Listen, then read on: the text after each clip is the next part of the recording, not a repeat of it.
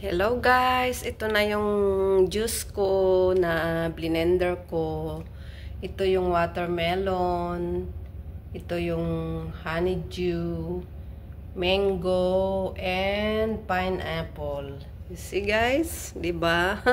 Nakakatuwa. Nakatipid na tayo, nakatikim pa tayo ng pressed juice, 'di ba guys?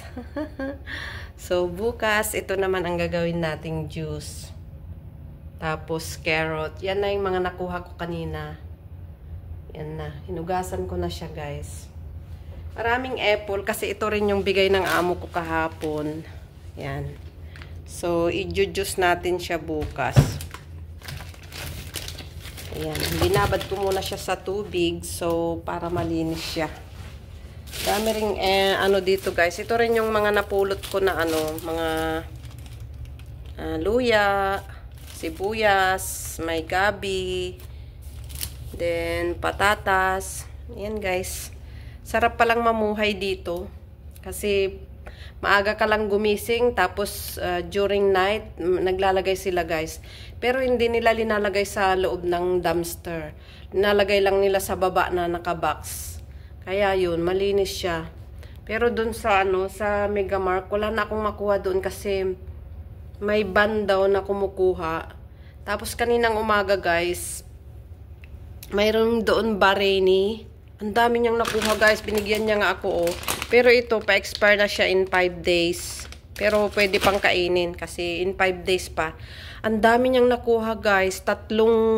Hindi lang siya 3 box. Kasi pumasok talaga siya doon sa ano, sa loob ng dumpster. Gaya ng ginagawa ni Inday Roning. Ganun ginawa niya guys. Ang dami.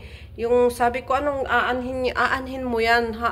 Sabi ko, paano kung ano, expire na? Sabi ko guys, sabi niya, yung mga expire daw, pinapakain daw niya sa mga hayop.